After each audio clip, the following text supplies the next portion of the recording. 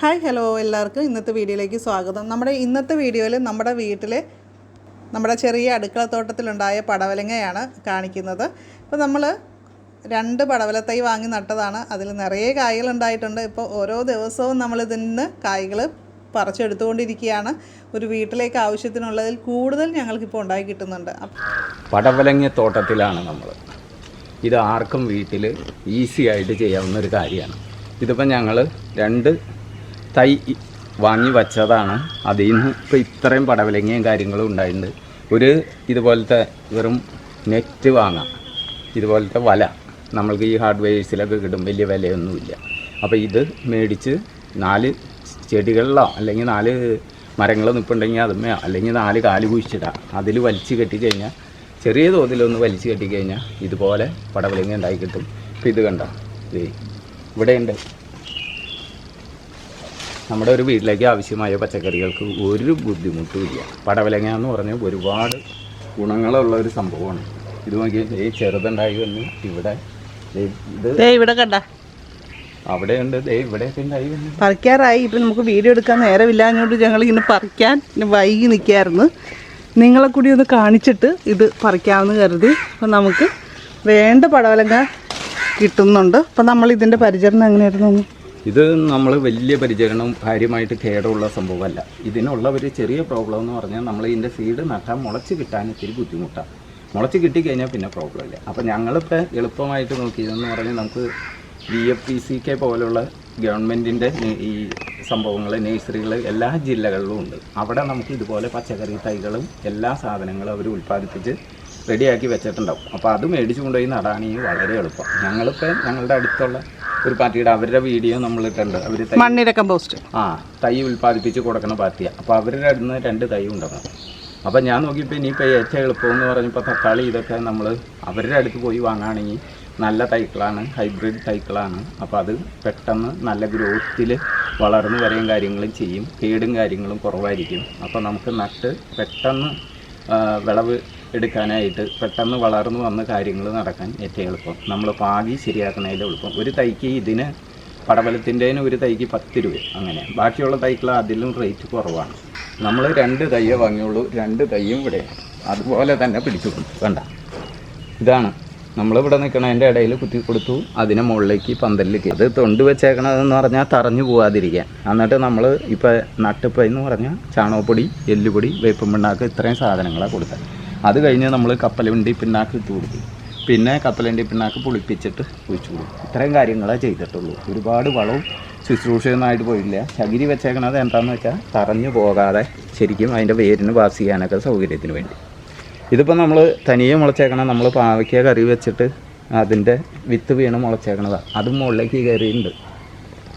അത് മുളയ്ക്കുന്നതിനൊന്നും നമ്മൾ വെറുതെ കളയാറില്ല. നമ്മളൊരു വള്ളി കെട്ടി കൊടുത്ത്, അതുപോലെ ഞാൻ വേറെ ഒരെണ്ണം കാണിച്ചു തരാം.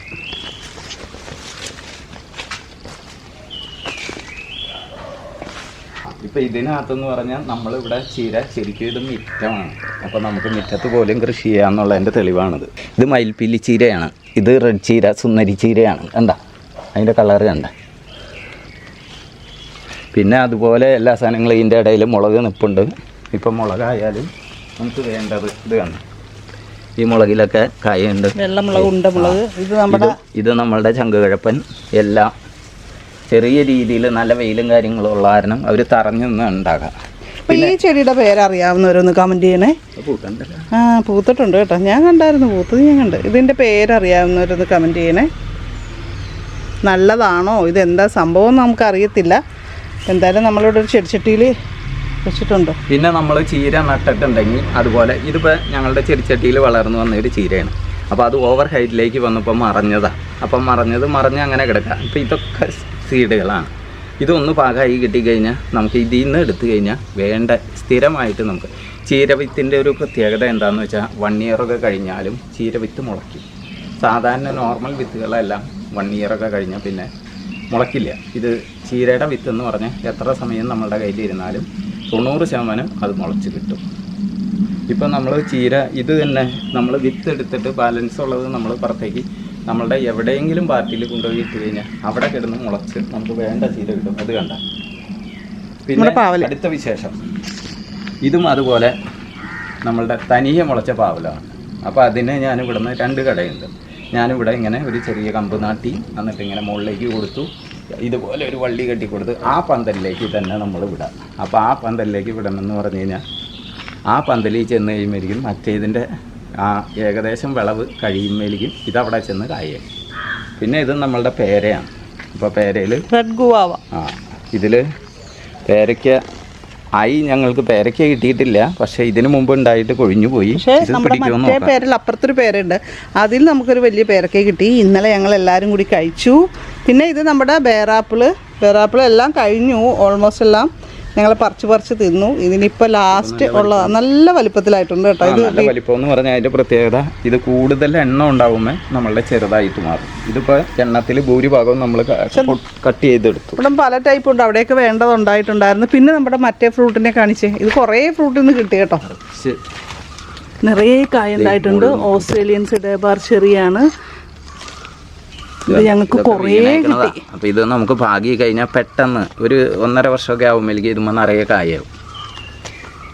കിളികൾക്ക് ഭയങ്കര ഇഷ്ടമാണ്. അവർ വന്ന 100 എടുത്തുകൊണ്ട് ഞാൻ വലയിട്ടിരുന്നതാണ്. ഇതേ താഴെ ഇവിടെയും പഴുത്തിട്ടുണ്ട് കേട്ടോ. ഇതേ അത് പഴുത്തിട്ടുണ്ട്. ഇത് താഴെ വീണത്. അപ്പോൾ നമുക്ക് മുളപ്പിക്കാം. ഒത്തിരി ഫ്രൂട്ട് ഉണ്ടാവുന്നുണ്ട് ഇതിൻ്റെ.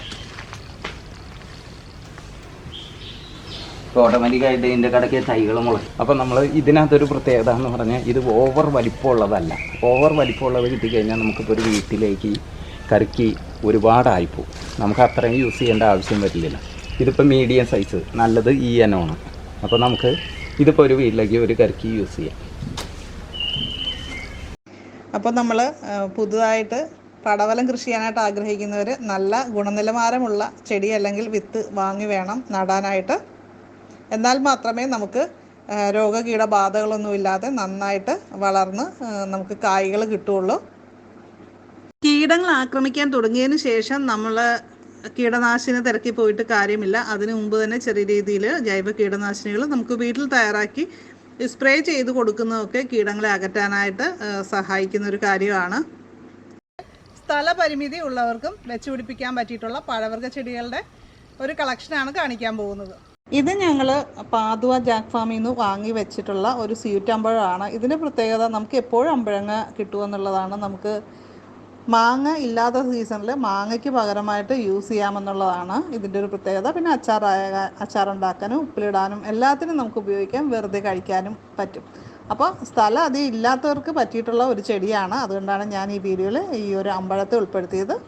കായ ഉണ്ടായതിന് ശേഷം അതിൻ്റെ കൊമ്പൊന്ന് കട്ട് ചെയ്ത് കളയുക. അപ്പോൾ നമുക്ക് അടുത്ത ശിഖരം ഉണ്ടാകുകയും നമുക്ക് വീണ്ടും പൂക്കുകയും കായ്ക്കുകയും ഒക്കെ ചെയ്ത് കിട്ടും. ഒരുപാട് പേര് ചോദിക്കാറുണ്ട് മിറാക്കിൾ ഫ്രൂട്ട് പൂക്കുന്നില്ല, അതിന് പൂക്കാനായിട്ട് നമുക്ക് ഹോർമോൺ എന്തെങ്കിലും അടിച്ചു കൊടുക്കണോ എന്നുള്ളത്. ഞങ്ങൾ ഒരു ഹോർമോണും അടിക്കാതെ തന്നെ ഇത്രയും നന്നായിട്ട് കായ്ച്ച് ഒരുപാട് നല്ല ടേസ്റ്റിലാണ് ഇതിൻ്റെ കായ്കൾ ഇപ്പം ഞങ്ങൾക്ക് കിട്ടിക്കൊണ്ടിരിക്കുന്നത്.